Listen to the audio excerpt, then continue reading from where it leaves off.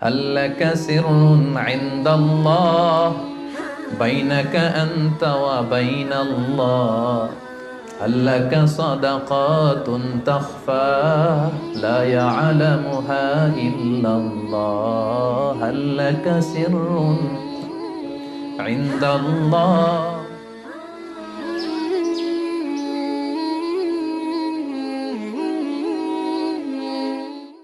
السلام عليكم ورحمة الله وبركاته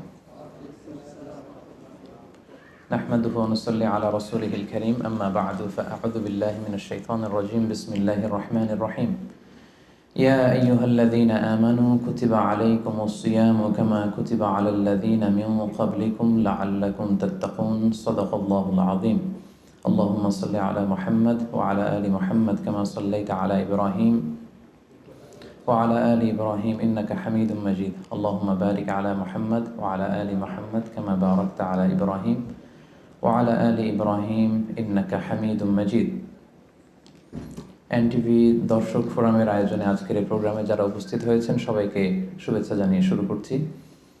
শুরুতে আল্লাহ রাব্বুল ইজ্জা ওয়াল জালালের দরবারে আমরা শুকরিয়া জ্ঞাপন করছি, যিনি আমাদেরকে পবিত্র মাস রমাদানুল মুবারকে ইফতারের পূর্ব মুহূর্তে মালয়েশিয়ার রাজধানী কুয়ালালামপুরের ইন্টারকন্টিনেন্টাল হোটেলের এই বলরুমে একসাথে উপস্থিত হওয়ার তৌফিক এনায়েত করেছেন। আমরা ফরমালি আল্লাহকে থ্যাঙ্কস জানাই, শুকরিয়া জানাই। আমরা পড়ছি কালিমাতুশ শুকর, আলহামদুলিল্লাহ। এনটিভি দর্শক ফোরামের সকল ভাইদেরকে অভিনন্দন, যারা এসেছেন আপনাদেরকে মোবারকবাদ। মিডিয়া কর্মী যারা এসেছে সেই ভাইদেরকে মোবারকবাদ। ইনফিউশনের সঙ্গীত শিল্পীদেরকে মোবারকবাদ। আমরা এমন একটা মুহূর্ত এখন কাটাচ্ছি গোটা বিশ্বব্যাপী, সবার মধ্যে একটা আতঙ্ক, তাই না? অনেক দেশে লকডাউন চলছে এবং আক্রান্তের হার বাংলাদেশে বাড়ছে প্রতিদিন। ডেথ রিপোর্টও হাই। মালয়েশিয়াতেও রিসেন্টলি দেখলাম যে খুব বাড়ছে। তো আমরা যে আসলে কত দুর্বল, আমরা যে দাম্ভিকতা দেখাই, অহংকার দেখাই, আসলে যে আমরা অ্যাজ এ হিউম্যান বিং কত দুর্বল, কত নগণ্য, কত তুচ্ছ। এই জন্য আল্লাহ রাব্বুল ইজ্জা ওয়াল জালালের কাছে আমরা কামনা করি যে আল্লাহ তাআলা যেন আমাদেরকে এই বিপদ থেকে মুক্তি দান করেন।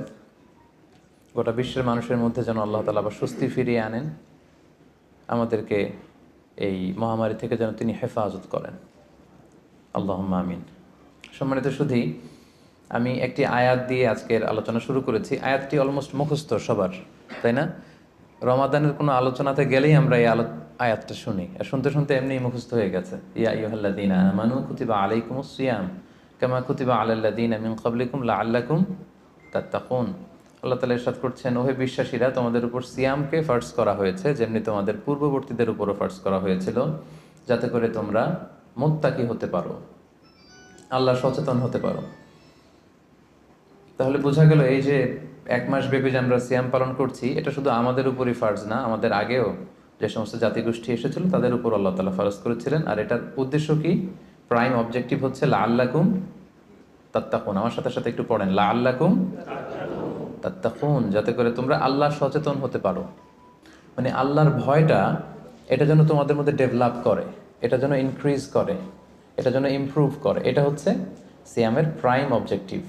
তো এজন্য এই যে পুরো মাসব্যাপী যে আমরা রোজা রাখছি, আমাদের কিন্তু সবসময় এটা খেয়াল করতে হবে যে আমাদের এই যে গড কনসিয়াসনেস, আল্লাহ সচেতনতা বা আল্লাহর ভয়, এটা বাড়ছে কিনা। Is it increasing or decreasing? এটা কি বাড়ছে না কমছে?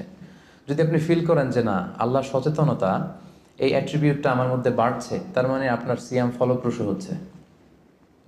আর যদি ফিল করেন না, আল্লাহ সচেতনতার কোনো ফিলিংস আমার মধ্যে নাই, তাহলে বোঝা গেল যে শুধু না খেয়ে থাকা আর না পান করে থাকাই হচ্ছে আসলে সিয়ামের যে মূল অবজেক্টিভ, সেটা পালন হচ্ছে না। প্রিয় ভাই এবং বোনেরা, দেখেন, সিয়াম এমন একটি ইবাদত যেটা আমরা শুধুমাত্র আল্লাহ সন্তুষ্টির জন্য করি, শুধুমাত্র আল্লাহকে দেখাই। এই সিয়ামটা শুধুমাত্র কাকে দেখাই? আল্লাহকে দেখাই। আমরা যে সালাত আদায় করি, এটা শুধু আল্লাহকে দেখাই না, অন্যদেরকেও দেখাই। আমি এখন সালাত আদায় করলে আপনারা দেখবেন না? আমি যদি চ্যারিটি করি, দান করি, একজন নিচ্ছে, আমি দিচ্ছি, দেখবেন না? দেখবেন। আমি যে হজে যাচ্ছি, প্লেনে চড়ে লাব্বাইক লাব্বাইক পড়ছে, লোকজন দেখে না? দেখে। কিন্তু সিয়াম হচ্ছে কেবলমাত্র একমাত্র এমন একটি ইবাদত যেটা দেখিয়ে করা যায় না। 10 জন লোক যদি এখানে দাঁড়ানো থাকে, আপনাকে যদি আইডেন্টিফাই করতে বলে, বলেন তো এই 10 জনের মধ্যে 5 জন হচ্ছে সিয়াম পালনকারী, মানে রোজা রেখেছে, আর বাকি 5 জন রোজা রাখেনি। এবার আপনি খুঁজে বের করেন কোন 5 জন রাখলো আর কোন 5 জন রাখলো না। কে কে বের করতে পারবেন বলেন তো দেখি? কেউ বের করতে পারবেন? বের করা সম্ভব না, কারণ চেহারা দেখে বোঝা যায় না যে কে রোজাদার আর কে বেরোজাদার। তো এই জন্য সিয়ামটা শুধু আল্লাহর জন্য আমরা রাখি, শুধু তিনিই জানেন আমি রোজা রেখেছি কি রাখিনি। ধরেন আমি বাসার ভেতরে ক্ষুধা, তো আমি যদি হুট করে কিছু খেয়ে ফেলি, খেয়ে আবার মসজিদে নামাজের সময় নামাজে গেলাম, সবাই মনে করবে আমি কি রোজাই রেখেছি, আসলে কি রাখছি? রাখি নাই। আবার আমার প্রচন্ড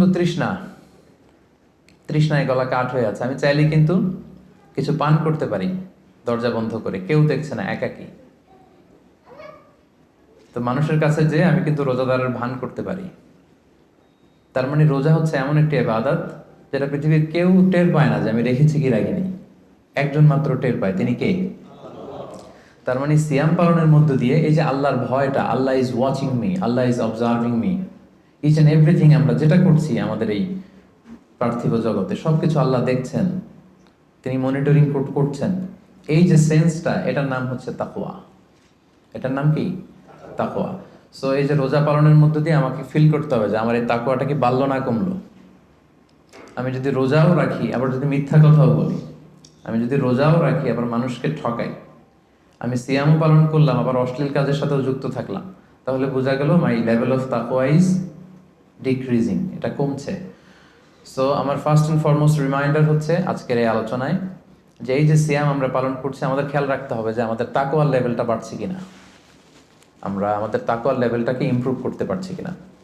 সম্মানিত শুধু এটা এমন একটা বরকতময় মাস, এ মাসে জান্নাতের দরজা খুলে দেয়া হয়, the doors of heaven are opened, the doors of hell fire are closed, শয়তানকে চেইন আপ করা হয়। এর মানে হচ্ছে এবাদতের একটা চমৎকার পরিবেশ বিরাজ করে এ মাসে। এ মাসে আপনি তেলাওয়াত করে, আপনি জিকির করে, আপনি তাহাজ্জুদ পড়ে, আপনি কিয়ামুল লাইল করে যে মজা পাবেন, যে একটা আবহ তৈরি হবে, বছরের অন্য কোনো সময়টাতে কিন্তু এরকম হয় না। এবং তার চেয়ে মজার ব্যাপার হচ্ছে এই মাসে আমরা যত ইবাদত অফার করি এগুলোর সওয়াবগুলো জ্যামিতিক হারে বাড়ানো হয়। অন্যান্য মাসে নেক আমল করলে সেটার রিওয়ার্ডসগুলো দেওয়া হয় গাণিতিক হারে, কিন্তু এ মাসে যেই নেক কাজগুলো আমরা করব সেটার সওয়াবগুলো বাড়ানো হয় জ্যামিতিক হারে। এ মাসে আমরা একটা নফল ইবাদত করলে এটা ফরজের সমান সওয়াব, একটা ফরজ ইবাদত করলে 700 গুণ সওয়াব, রমজান মাসের উমরা করলে হজের সমান সওয়াব। সুবহানাল্লাহ পড়বেন না? সুবহানাল্লাহ বিহামদিহি। তার মানে মাউসুমুল ইবাদা, ইবাদতের মাউসুম, অনেক অফার, নানা ধরনের আসমানি অফারের হাতছানি। ছোট্ট কাজ করলে এটাকে ফুলিয়ে ফাপিয়ে আল্লাহ তাআলা অনেক বড় করে আপনার আমলনামায় ঢুকিয়ে দিবে। এবং এই মাসটা আসলে আল্লাহ রাসূল সাল্লাল্লাহু আলাইহি ওয়াসাল্লাম খুব বেশি দান করতেন। আল্লাহ রাসূল সাল্লাল্লাহু আলাইহি ওয়াসাল্লাম সবসময় দান করতেন। আল্লাহ রাসূল সাল্লাল্লাহু আলাইহি ওয়াসাল্লামের ডিকশনারিতে না ছিল না, কি ছিল না? না ছিল না। কেউ এসে কিছু চাইলেই উনি দিয়ে দিতেন সাথে সাথে। নো বলতে জানতেন না, নো, না, এটা তিনি বলতে জানতেন না। তো হাদিস শরীফে এসেছে আল্লাহ রাসূল সাল্লাল্লাহু আলাইহি ওয়াসাল্লাম কানা আজওয়াদু বিল খাইরি মিনার রিহিল মুরসালা, প্রবাহিত বাতাসের চেয়েও আল্লাহ রাসূল সাল্লাল্লাহু আলাইহি ওয়াসাল্লামের বদান্যতা এই মাসে খুব বেশি দেখা যেত। প্রবাহিত বাতাস, ব্লোয়িং উইন্ড যেমনি যখন প্রবাহিত হতে শুরু করে সবার গায়ে যেমনি লাগে, বাতাস যদি বয় এটা কি শুধু মুসলমানদের গায়ে লাগে? কথা বলেন, সবার গায়ে লাগে।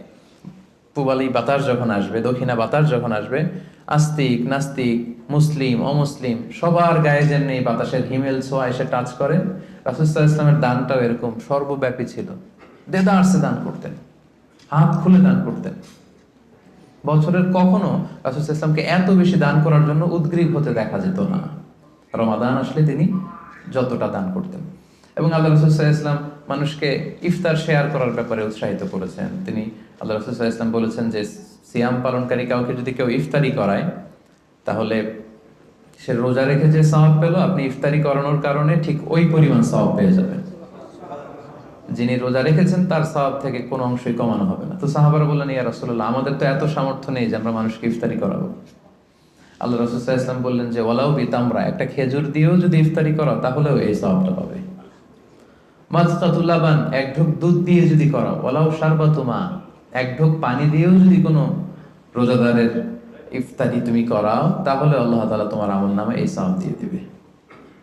সো আমাদের জন্য এটা হচ্ছে দ্য মান্থ অফ অপরচুনিটি, অনেক বেশি সওয়াব কামানোর, অনেক বেশি রিওয়ার্ডস কামানোর একটা সুযোগ, এবং বিশেষ করে দান করার একটা অফুরন্ত সুযোগ। আপনি খেয়াল করে দেখেন যে আমরা মাঝে মাঝে অফার পেলে জিনিসপত্র খুব কিনি না। ধরেন একটা ব্লেজার আপনার কেনার খুব একটা দরকার নেই, দেখলেন যে 70% অফ। কত পার্সেন্ট? একটাও দরকার নাই, এখন যে 3টা কিনবো, কয়টা কিনবো? কারণ অফ, এখানে সেল দেয়া হচ্ছে, অপরচুনিটি দেয়া হচ্ছে, অফার দেয়া হচ্ছে। তো এই মাসটা হচ্ছে অফারের মাস। আল্লাহ তাআলা সওয়াব দেওয়ার জন্য বসে আছেন, কিন্তু নেয়ার জন্য আমরা প্রস্তুত না। তো সম্মানিত সুধী, এজন্য আমাদের দানের হাতকে প্রশস্ত করার ট্রাই করতে হবে। নানাভাবে এই রমাদানুল মুবারকে আমরা আল্লাহ তাআলার প্রিয় ভাজন হতে পারি অনেকগুলো কাজের মধ্য দিয়ে। এই স্বল্প সময়ে হয়তো সবগুলো টাচ করা সম্ভব হবে না, এজন্য আমি ভেবেছি দান করার মধ্য দিয়ে কিভাবে আমরা আল্লাহ তাআলার প্রিয় ভাজন হতে পারি, এই ব্যাপারটা আজকে ইফতারের আগ পর্যন্ত আমি একটু টাচ করবার চেষ্টা করবো ইনশাআল্লাহ। ডোনেশন করা আমরা করি না সবাই? আমরা ডোনেশন করি, চ্যারিটি করি, আমরা যাকাত দেই, অথবা আমরা নর্মাল চ্যারিটি করি, নফল দান করি। এই দানটাকে আল্লাহ তাআলা খুব বেশি পছন্দ করেন, অত্যন্ত বেশি ভালোবাসেন। এবং মজার ব্যাপার হচ্ছে, যারা দুনিয়াতে বেশি বেশি চ্যারিটি করে, ডোনেশন করে, মানে দান করে, তারা কিয়ামতের দিন নিজের আমলনামা দেখে নিজেই বিশ্বাস করতে পারবে না। তারা নিজের আমলনামা দেখে বলবে, আল্লাহ এত দান তো করি না, আমি দান করেছি ঠিক আছে, কিন্তু এত তো করি নাই, এটা হয়তো অন্য কারো আমলনামা, আমাকে ভুলে দেয়া হয়েছে। আল্লাহ বলবেন, না, এটা তোমারই আমলনামা। কামা ইউরাব্বি আহাদুকুম ফুলুবাহু, সহিহ বুখারীর বর্ণনা। আল্লাহ তাআলা বলেন, গরু যারা পালে, যখন বাছুর হয়, উট যারা পালে আরব দেশে, যখন উটের বাচ্চা হয়, উটের মালিক খুব খুশি হয়, তখন সে বাচ্চাটাকে খাইয়ে দাইয়ে পেলে পুষে বড় করে। আল্লাহ বলেন যে তুমি দান করেছিলে অল্প, কিন্তু এই ছোট্ট দানের সওয়াবটাকে আমি খাইয়ে দাইয়ে পেলে পুষে বড় করে হাত্তা তাকুনা মিসলাল জাবাল, বিশাল উহুদ পাহাড়ের সমান করে তোমার আমলনামায় ঢুকিয়ে দিয়েছি। সুবহানাল্লাহি ওয়া বিহামদিহি। তো ওই সময় যে যদি আপনি বিশাল বিশাল পাহাড়ের সমান সওয়াব দেখেন, আপনি কি সারপ্রাইজ হবেন না? হ্যাঁ, এটা হচ্ছে দ্য বিগেস্ট সারপ্রাইজ। অবাক হয়ে যাবেন আপনি, যে দিয়েছিলাম তো 10 রিঙ্গিট, দিয়েছিলাম কত, এখন দেখি যে 10 মিলিয়ন রিঙ্গিট হয়ে গেছে। সুবহানাল্লাহি ওয়া বিহামদিহি। সো এটা হচ্ছে এই অপরচুনিটিগুলো লুফে নেয়ার মাস। আমরা দেয়ার মাধ্যমে আল্লাহ তাআলার প্রিয় ভাজন হতে পারি। আর দিলে কখনো কমে না, দিলে কখনো কমে না। হাদিসে কুদসিতে আল্লাহ বলেন, আনফিক উনফিক আলাইক, ইবনা আদম আনফিক, তুমি দান করো, উনফিক আলাইক, আমি তোমাকে দেব, তুমি দাও তাহলে আমি তোমারে দেব। আমরা অনেক সময় মনে করি যে দিলে চলে যাবে, আসলে আপনি দিলে নতুন জিনিস পাবেন। লেটস সে আমার হাতে ধরেন এই যে ক্রেস্টটা দেয়া হলো, এটা আমি ধরে রাখলাম, তো এই 2 হাত দিয়ে ক্রেস্টটা ধরে রাখা অবস্থায় যদি আপনি আরো বড় কিছু দেন, ওটা নিতে পারবো? কথা বলেন, পারবো? এইটার দিয়ে দিলে কাউরে আর একটা বড় একটা নিতে পারবো, তাই না? আর ওইটা যদি দিয়ে দেয়, তখন আরো বড় কিছু নিতে পারবো। সো আপনি দিয়ে দেন, আপনি দেন, আসল দেয়ার মালিক হচ্ছেন আল্লাহ। তিনি দিয়ে একেবারে ভরিয়ে দিবেন আপনার জীবন। এবং আল্লাহ তাআলার দরবারে তার ভান্ডারে কি কোনো ঘাটতি কমতি আছে? হাদিসে কুদসিতে এসেছে, আবনা আদম লাউ আন্না আউওয়ালাকুম ওয়া আখিরাকুম ওয়া ইনসাকুম ওয়া জিন্নাকুম কামু আলা সাঈদিন ওয়াহিদ, হে বনি আদম, তোমাদের সবাই, পৃথিবীর শুরু থেকে আজ অবধি সবাই মিলে যদি বিশাল ময়দানে দাঁড়িয়ে যার যত ডিজায়ার, ডিমান্ড, কামনা, আকাঙ্ক্ষা আছে, চাইতে শুরু করো আমার কাছে, একটার পর একটা চাইতে থাকো, চাইতে থাকো। আর আমি আল্লাহ যদি তোমাদের সবার যার যা লাগবে সবও দিয়ে দেই, আমি আল্লাহর ধনভাণ্ডারের 1 ইঞ্চিও কমবে না, 1 ইঞ্চিও কমবে না। তো এজন্য আমাদের দানের হাতকে বিস্তৃত করা উচিত। দানের উপমা আল্লাহ তাআলা দিয়েছেন, মাসালুল্লাযীনা ইউনফিকুনা আমওয়ালাহুম ফি সাবিলিল্লাহি কামাসালি হাব্বা আমবাতাত সাবআ সানাবিলা ফি কুল্লি সুমবুলাতিন মিআতু হাব্বা ওয়াল্লাহু ইউদাঈফু লিমান ইয়াশা ওয়াল্লাহু ওয়াসিউন আলিম। দানের দৃষ্টান্ত হচ্ছে শস্য বীজের মতো, চারা বীজের মতো। যে চারা বীজ মাটিতে আপনি গেড়ে দিলেন, সেখান থেকে বেরোলো 7টা শীষ, আর প্রতিটি শীষে বেরোলো শত শস্য দানা। সুবহানাল্লাহ। তার মানে 1 টাকা দান করলেন, এখান থেকে হয়ে গেল 700। এখান থেকে কি, মানে কত চমৎকার মেটাফরিক্যাল একটা উপমা বা উদাহরণ, যে দানের উপমা, এই যে আমরা আল্লাহর ফি সাবিলিল্লাহ দেই, হ্যাঁ, মানুষকে যে দান করি, এটার উপমা হচ্ছে একটা বীজের মতো। বীজ রোপণ করে দিলে 7টা শীষ গজালো, প্রতি শীষে শত শস্য দানা। 7 গুণ শততে কত হয়? 700।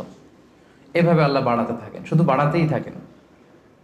তো এজন্য এই রমাদানে আমাদের দানের হাতটাকে একটু বিস্তৃত করা উচিত। আমি গত 2 বছর আগে খুব সম্ভবত এই হলরুমে এসেছিলাম এনটিভি ভিউয়ার্স ফোরামের একটা প্রোগ্রামেই। তো এসে দেখেছি আলহামদুলিল্লাহ এখানে যারা ইনভাইটেড গেস্ট এরা বেশ সচ্ছল লোকজন, মানে বিজনেস ম্যাগনেট টাইপের আর কি, খুব পয়সাওয়ালা লোকজন, ব্যবসায়ী, হয়তো বড় ব্যবসায়ী, সিআইপি ভিআইপি টাইপের হবেন। কুয়ালালামপুরের যারা ধনী লোকজন তাদেরকে দেখেছিলাম সে বছর ইনভাইট করেছিল। তো আমি আজকে আসার আগে মনে মনে ভাবলাম আজকে হয়তো তাই ঘটবে, অনেক ব্যবসায়ীদের সাথে দেখা হবে। তো ওনাদের জন্য সবচেয়ে চমৎকার ওয়াজ হবে এই ডোনেশনের ওয়াজ। কি বলেন? দান করার ব্যাপারে যদি ওনাদেরকে উদ্বুদ্ধ করি কাজে লাগবে। লেটস সে রিক্সাওয়ালাদের একটা ফোরামে আমি গেলাম, ওখানে যেয়ে যদি আমি দানের ওয়াজ শুরু করি, কোনো কাজ হবে? ওনারা বুঝতে পারবে আর হ্যাঁ হ্যাঁ করতে পারবে, কিন্তু দিতে পারবে নাকি? দিতে পারবেন আপনারা, তাই না? তো এই জন্য আমি ভেবেছি যে অল্প কয়েক মিনিট দানের ব্যাপারে আমাদের অনেক মিসকনসেপশন থাকে। কিভাবে দানটা করব, কোথায় দান করব, ডোনেশনের সিস্টেমটা কি, কীভাবে চ্যারিটি করতে হয়, আমি অল্প কয়েক মিনিটে সেটা বলার চেষ্টা করব। সাদাকায়নের কিছু ইসলামী দৃষ্টিভঙ্গি আছে, সিস্টেম আছে। এই সিস্টেমগুলো ফলো করে যদি আপনি দান করেন আপনার এটার প্রোডাক্টিভিটি অনেক হাই হবে, মানে আপনি অল্প দিলেও এটার সওয়াব হয়ে যাবে অনেক বেশি। তো এরকম 10টা পয়েন্টসে আমি 10-15 মিনিটে শেষ করবার চেষ্টা করবো ইনশাআল্লাহ। এই যে আমরা দান করব, দানের ক্ষেত্রে সর্বপ্রথম দৃষ্টিভঙ্গি হচ্ছে আপনার হালাল উপার্জন হতে দান করতে হবে। হালাল উপার্জন থেকে। আপনি হারাম থেকে যদি দান করেন ওইটা আবার আল্লাহ কবুল করবে না। আসল জায়গায় হাত দিয়ে ফেলছি না? হারাম জায়গা থেকে আপনি বিশাল মাদ্রাসা করে দিলেন, মসজিদ করে দিলেন, হ্যাঁ, লঙ্গরখানা করে দিলেন, এতিমখানা করে দিলেন, আল্লাহর কাছে এটা নাথিং। ইট ডাজন্ট কেয়ার ইট। আল্লাহ এটা কোনো কেয়ারই করে না। হাবা মানসুর, এটা ধুলায় মলিন হয়ে যাবে, একেবারে উড়ে যাবে। এটার কোনো মিজানের পাল্লায় উঠালে এটার কোনো ওজনই হবে না। কিন্তু আপনার হালাল ইনকাম, হালাল উপার্জন থেকে আপনি 10 রিঙ্গিট দিয়েছিলেন, এটার কিয়ামতের দিন কি দেখবেন? বিশাল পাহাড়ের সমান। সো প্রথম কনসেপ্ট হচ্ছে আপনার ইউর ইনকাম শুড বি হালাল। আপনি হালাল উপার্জন থেকে যদি দান করেন সেটা আল্লাহ তাআলা কবুল করেন, হারাম থেকে তিনি কবুল করেন না। কারণ ইন্নাল্লাহা তাইয়্যিব লা ইয়াকবালু ইল্লা তাইয়্যিবা। আল্লাহ তাআলা নিজে হচ্ছেন পবিত্র একটা সত্তা, অপবিত্র কিছু তিনি নেন না। তিনি হচ্ছেন মহাপবিত্র এক সত্তা, তিনি যেটা গ্রহণ করেন সেটাও পবিত্র হতে হবে। অপবিত্র কিছু আল্লাহ তাআলা কবুল করেন না। আল্লাহ তাআলা বলছেন ইয়া আইয়ুহাল্লাযীনা আমানু আনফিকু মিন তাইয়্যিবাতি মা কাসাবাতুম। ও হে বিশ্বাসীরা, তোমরা হালাল জিনিস থেকে যেটা উপার্জন করেছো সেটা থেকে দান করো। সেখান থেকে অল্প দান করলেও সেটাকে বিশাল বড় করে আমলনামায় ঢুকাই দিবে কে? আর যদি আপনি হারাম থেকে দান করেন ওইটা কিন্তু আল্লাহ তাআলার কাছে কবুল হবে না। আরেকটা মজার ব্যাপার হচ্ছে যারা হারাম উপার্জন করে এদের দোয়াও আল্লাহ কবুল করে না। হারাম উপার্জনকারীর দোয়াও আল্লাহ তাআলা কবুল করে না। তাহলে এই যে আমরা দান করব, আপনারা যারা ব্যবসায়ী গ্রুপ আছেন আপনারা তো অনেক দান করেন, আপনারা নিঃসন্দেহে জাকাতও পে করেন অন টাইমে। আমি বিশ্বাস করতে চাই যে এখানে অল আর মানে সবাই জাকাত দেন, জাকাত পে করেন। জাকাত ছাড়াও এমনি নর্মাল চ্যারিটিও আপনারা খুব করেন, এটা আমি বিশ্বাস করি। তারপরে রিমাইন্ডার হিসেবে এগুলো বলা, রিমাইন্ডার। আল্লাহ তাআলা বলছেন ওয়াযাক্কির ফাইন্না যিকরা তানফাউল মুমিনিন। তুমি রিমাইন্ডার দাও, উপদেশ দাও। এই উপদেশগুলো, রিমাইন্ডারগুলো বিশ্বাসীদের অনেক কাজে দেয়। যারা বিশ্বাসী তাদের অনেক কাজে লাগে, এজন্য রিমাইন্ডার হিসেবে বলা। নিঃসন্দেহে আপনারা চ্যারিটি করেন, সাদাকা করেন, তারপরেও রিমাইন্ডার হিসেবে। তাহলে আমাদের আলোচনাটা মনে রাখতে হবে, প্রথম পয়েন্ট হচ্ছে যে হালাল উপার্জন থেকে দান করতে হবে, হারাম থেকে দান করা চলবে না। 2 নম্বর পয়েন্ট হচ্ছে খুব গুরুত্বপূর্ণ পয়েন্ট, আমি যারা ভলান্টিয়ার্স এবং মিডিয়া কর্মী তারাই হাঁটাচলা করবেন, বাকিরা মোবাইল নিয়ে ছবি তোলার জন্য ওঠা বসা করবেন না। এটা অনেক গুরুত্বপূর্ণ একটা মুহূর্ত, অনেক দূর থেকে এসেছেন, আমি অনেক সময় স্যাক্রিফাইস করে এসেছি। আমার মনে হয় মনোযোগ দিয়ে কথাগুলো শুনবার চেষ্টা করুন। 2 নম্বর পয়েন্ট হচ্ছে ভালো জিনিসটা আল্লাহ রাস্তায় দান করতে হবে, ভালোটা। আমরা অনেকে যেটা করি সবচেয়ে খারাপটা দান করি। ধরেন ফর এন এক্সাম্পল, আমের বাগান আছে আপনার, তো আপনি ভাবলেন যে কিছু গরিবদেরকে দান করবেন। তো যেটা করে আমাদের দেশে সবচেয়ে পচা যেগুলো ওইটার একটা বস্তা করে, ওইটা কেন? ওইটা দান করবে উনি। এরপর ধরেন রিক্সা থেকে, আপনি বাংলাদেশের উদাহরণ দেয়, রিক্সা থেকে নামছেন, হঠাৎ একজন ভিক্ষুক ফরিয়া দিয়ে এসে হাত পাতলো। তো এখন আপনি ভালো মানুষ, আপনি দান করেন, দিতে চাচ্ছেন, তো পকেট থেকে টাকা বের করে খুঁজতেছে যে সবচেয়ে পুরাতন নোট কোনটা। আপনাদের মধ্যে থেকে আপনারা হয়তো এগুলো করেন না, আলহামদুলিল্লাহ। যারা অন্যান্যরা যারা করে তাদের কথা বলছি এখানে। তারপরে দেখবেন যে 5 টাকার স্কচ টেপ দিয়ে লাগানো থাকে না ছেঁড়া নোটগুলো, ওইটা খুঁজে যে ওইটা দিব। তো এইটা যদি করেন এটা আপনি ভুল করছেন, কারণ এই দানটা বেসিক্যালি আপনি আল্লাহ তাআলাকেই করছেন। কিয়ামতের দিন আল্লাহ বলবে, আমার তুমি খাবার দিলা না, আমাকে পোশাক দিলা না, আমাকে সাহায্য করলা না। বনি আদম বলবে, আল্লাহ বলেন কি, আপনি খাবার চাইলে তো সারা দুনিয়ার সব দামি দামি খাবারের বস্তা আপনার কাছে এনে দিতাম, আপনি পোশাক চাইলে তো আমারটাই খুলে দিতাম। আল্লাহ বলতেন, ওই যে অসহায় পীড়িত দুস্থ সুবিধা বঞ্চিত মানুষগুলোকে খাওয়ালে আমাকে খাওয়ানো হতো, তাদেরকে পড়ালে আমাকে পড়ানো হতো। তো এই যে আপনি ছিঁড়া নোটটা যে গরিবের হাতে দিলেন, আসলে ওইটা আল্লাহরে দিছেন আপনি। তো এটা এটা করবেন না, এটা কখনোই করবেন না। আল্লাহ তাআলা বলছেন, ওয়ালা তায়াম্মামুল খাবিসা মিনহু তুনফিকুন, খারাপটা আল্লাহরে দিও না, আল্লাহর রাস্তায় ভালোটা দিবে। লান তানালুল বিররা হাত্তা তুনফিকু মিম্মা তুহিব্বুন, সবচেয়ে ভালোটা যদি আপনি আল্লাহর রাস্তায় দিতে না পারেন, তাহলে আপনি তো ঈমানদারি হতে পারলেন না। পুণ্য ততক্ষণ পর্যন্ত হাসিল হবে না যতক্ষণ না তুমি যেটা পছন্দ করো ওইটা যতক্ষণ তুমি আল্লাহর রাস্তায় দিতে না পারো, ততক্ষণ পর্যন্ত পুণ্য হাসিল হবে না। তাই দানের দৃষ্টিভঙ্গির 2 নাম্বার পয়েন্ট হচ্ছে আমরা ভালোটা দিব খুঁজে খুঁজে। আপনি আম বাগানের মালিক, আপনি সবচেয়ে টসটসে পাকা এক বস্তা আম আপনি কালেক্ট করবেন, যে এটা আপনি দান করবেন। কি পারা যাবে না ইনশাআল্লাহ? এই এই রিমাইন্ডারটা আমরা যেন সবাই নিই। আমি আমার নিজের একটা উদাহরণ বলি, নিজেকে জাহির করার জন্য বলছি না, জাস্ট উৎসাহ দেওয়ার জন্য। আমি বাংলাদেশে যেহেতু তাফসির প্রোগ্রামের জন্য জেলা টু জেলা সারা বাংলাদেশে আমার মুভমেন্ট করতে হয়, দেখা যায় যে গাড়িতেই থাকতে হয় দিনরাত। তো আমি একটা অভ্যাস করে নিয়েছিলাম, আমি যেটা করতাম, আমি কচকচে 100 টাকার আর 500 টাকার কিছু নোট আমার এই পকেটে রাখতাম। যদি কখনো গাড়ির সামনে কোনো ফরিয়াদি বা ভিক্ষুক যদি চায় ওদেরকে দেওয়ার জন্য, তো এটা একটা অভ্যেস করে নিয়েছিলাম, 100 টাকার কচকচে নোট আর 500 টাকার কচকচে নোট। এই এই আয়াত করে আমার এই ফিলিংসটা এসেছে যে না, ভালোটা দিব আমি সবচেয়ে। তো আমার মনে পড়ে মেঘনা টোল প্লাজার এখানে একটা ছোট্ট জ্যাম হয়, তো তখন অনেক খোড়া ল্যাংরা লোকজন এসে এরকম হাত পাতে। তো আমি ওই গ্লাসটাকে এতটুকু নামালাম যতটুকু নামালে আমার টাকাটা শুধু বের করা যায় আর কি, ওইভাবেই দেই যাতে আমাকে দেখা না যায়। তো সামান্য একটু গ্লাসটা নামিয়ে 500 টাকার কচকচে একটা নোট আমি জাস্ট বের করে দিলাম। তো সে পেয়ে তো অবাক, হয়তো ওখানে ওই ছিঁড়া ফাড়া 10 টাকা 5 টাকার নোটগুলোই ওরা পেয়ে অভ্যস্ত। তো 500 টাকার কচকচে নোট যখন পেয়েছে, তখন সে এভাবে হাত তুলে দোয়া করতেছে আর হাসি, কি হাসি, ভুবন রাঙানো হাসি। মানে 5 লক্ষ টাকা দিয়ে ওই হাসি আমি কিনতে পারবো না। আমার বাসার পাশে এক মসজিদ, একবার আসরের সালাতে গেলাম, এক অন্ধ লোক সালাম ফেরানোর পরে বললো যে আমি অন্ধ, একটু আমাকে সহায়তা করবেন। একজন ওনাকে হাতে করে মসজিদের বারান্দায় দাঁড় করায় দিল। তো পকেটে হাত দিয়ে দেখি কোনো টাকা নেই, বাসা খুব কাছে, বাসায় চলে গেলাম, আবার ওই 500 টাকার কচকচে একটা নোট নিয়ে আসলাম। তো নিয়ে এসে ওনার কাছে হাত ধরে বললাম যে আপনি টাকা ধরলে চেনেন নাকি? বলে হ্যাঁ চিনি। দেখেন তো এটা কত? বলে 500 টাকা। মানে অন্ধদের আল্লাহ এই ক্যাপাসিটিটা দিয়েছে, এরা আপনার ওই 10 টাকা 100 টাকা 500 টাকা ধরে চিনতে পারে। তো আমি বললাম যে এটা সাবধানে রাখেন। তো এটা নিজেকে জাহির করবার জন্য না, জাস্ট প্রসঙ্গক্রমে উৎসাহ দেওয়ার জন্য, যে আমরা কিন্তু চাইলে এই অভ্যাসটা করতে পারি। নট নেসেসারি যে 100 টাকার 500 টাকার হতে হবে।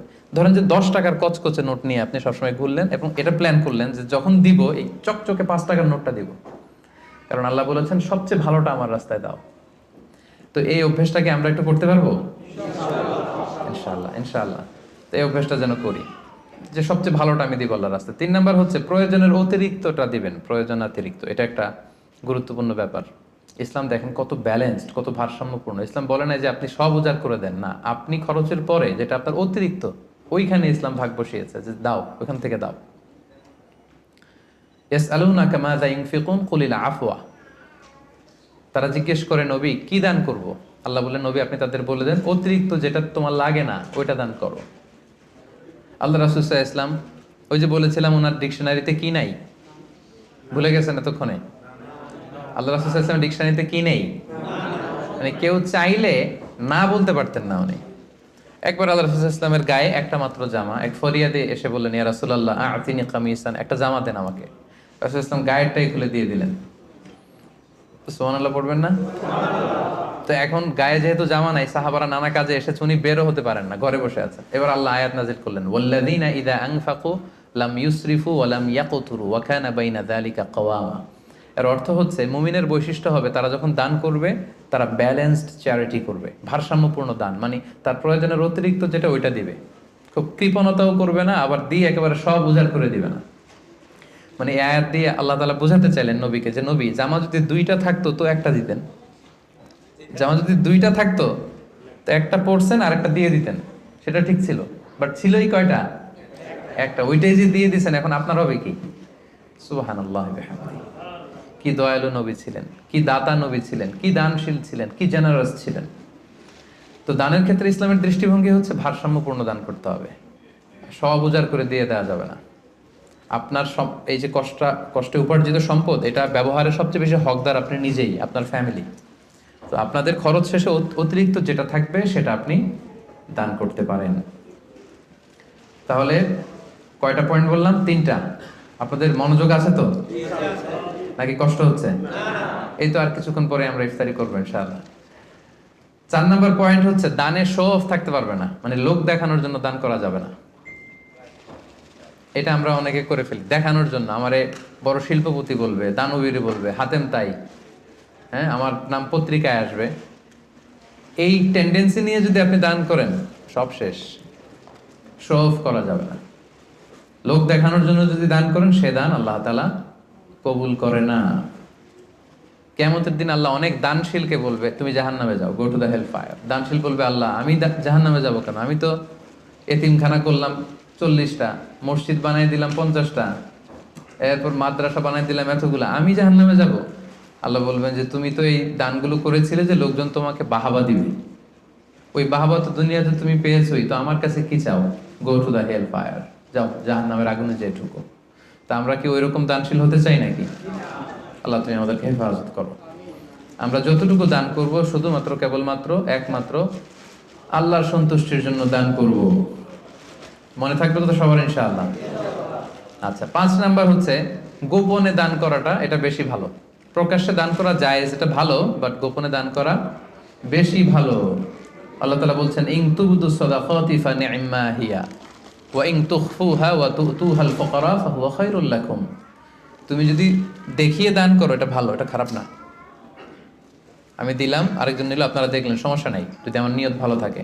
বাট যদি গোপনে দান করতে পারে, এটা হচ্ছে শ্রেষ্ঠ দান। এর চেয়ে শ্রেষ্ঠ দান আর হতে পারে না, গোপনে দান। 7 শ্রেণীর ব্যক্তিকে আল্লাহ তাআলা কিয়ামতের দিন ওনার আরশের নিচে ছায়া দিবেন, যেদিন আল্লাহ দেয়া আরশের ছায়া ছাড়া আর কোনো ছায়া থাকবে না। এই 7 শ্রেণীর ব্যক্তির মধ্যে 1 শ্রেণীর ব্যক্তি হচ্ছে যারা গোপনে দান করে, এত গোপনে দান করে যে তার ডান হাত কি দান করলো, বাঁ হাত সেটা টের পায় না। সুবহানাল্লাহ। গোপনে দান, গোপনে। আরব দেশে এই কালচারটা আছে।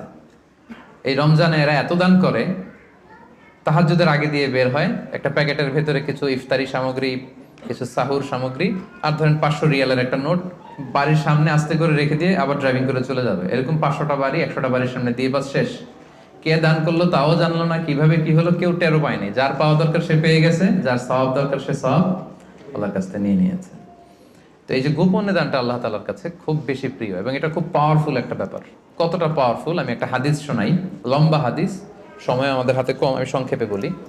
আল্লাহ যখন এই পৃথিবী সৃষ্টি করলেন, পৃথিবী কাঁপছিল। আল্লাহ তখন পাহাড় পেরেকের মতো পৃথিবীতে ঢুকিয়ে দিলেন, পৃথিবীর কাঁপাকাঁপি বন্ধ হলো। ফেরেশতারা অবাক, আল্লাহ পাহাড়ের এত শক্তি যে আপনি পাহাড়কে কেটে দিলেন, পৃথিবীর কাঁপাকাঁপি বন্ধ হয়ে গেল। ইয়া রাব্বি হাল মিন খালকিকা আশাদ্দা মিনাল জিবাল, আপনার সৃষ্টিকুলের মধ্যে পাহাড়ের চাইতেও শক্তিশালী কিছু আছে? আল্লাহ বললেন আছে। সেটা কি? আল হাদিদ, লোহা। ফেরেশতারা আবার অবাক, লোহা এত শক্তিশালী? কারণ লোহার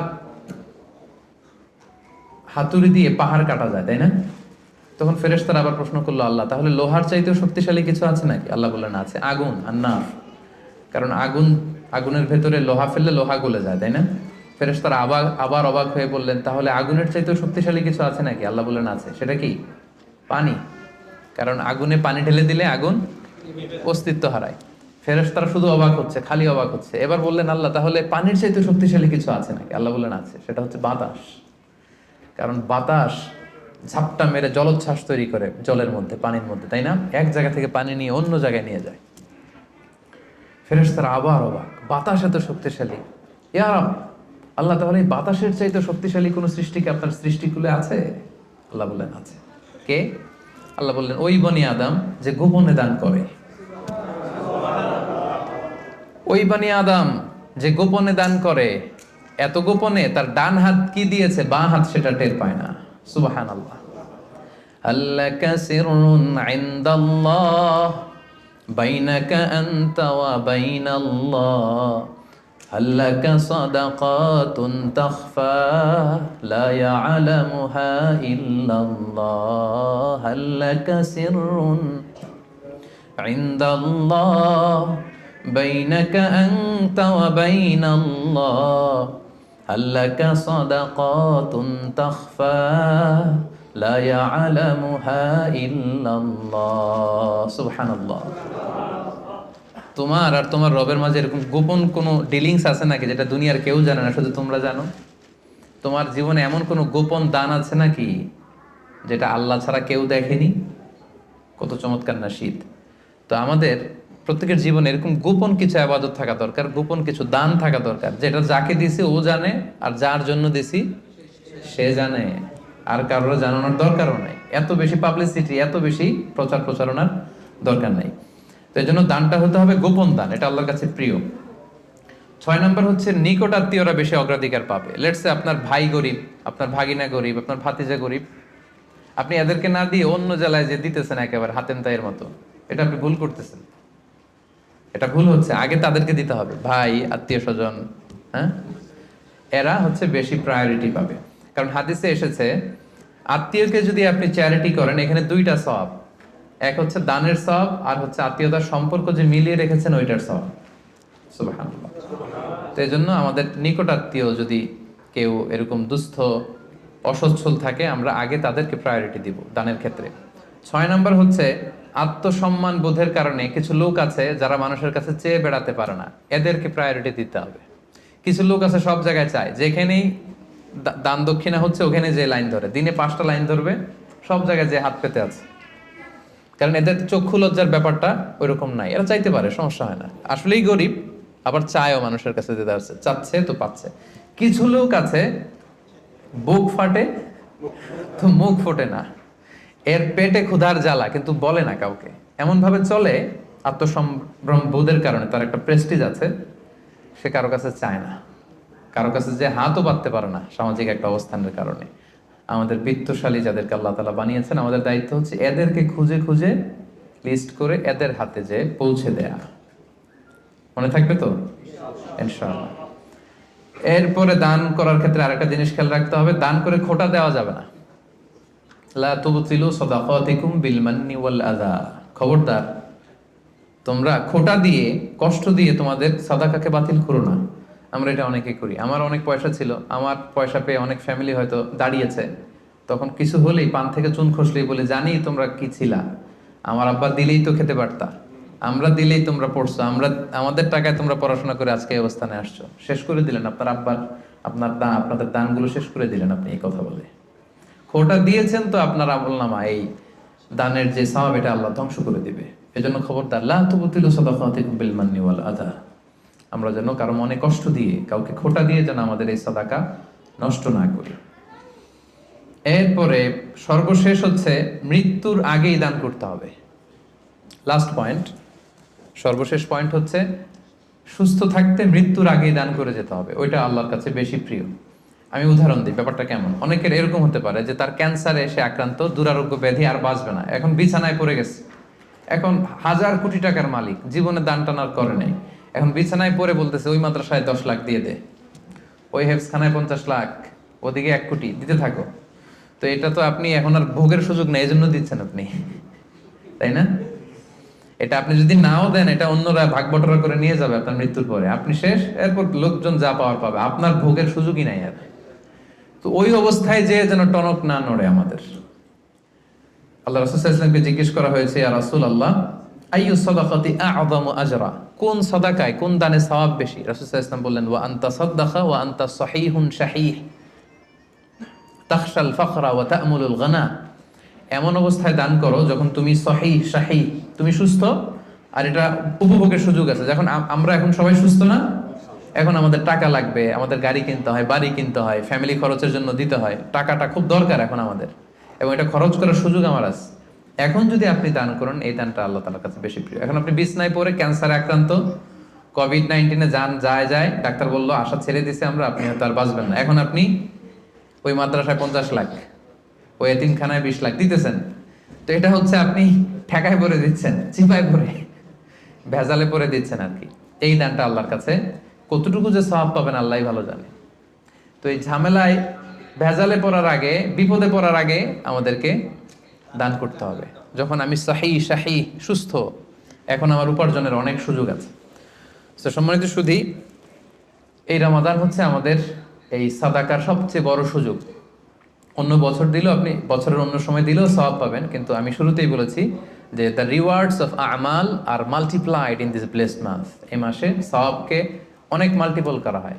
নফল করলে ফরজের সমান সওয়াব, ফরজ করলে 700 গুণ সওয়াব, এই মাসে উমরা করলে হজের সমান সওয়াব।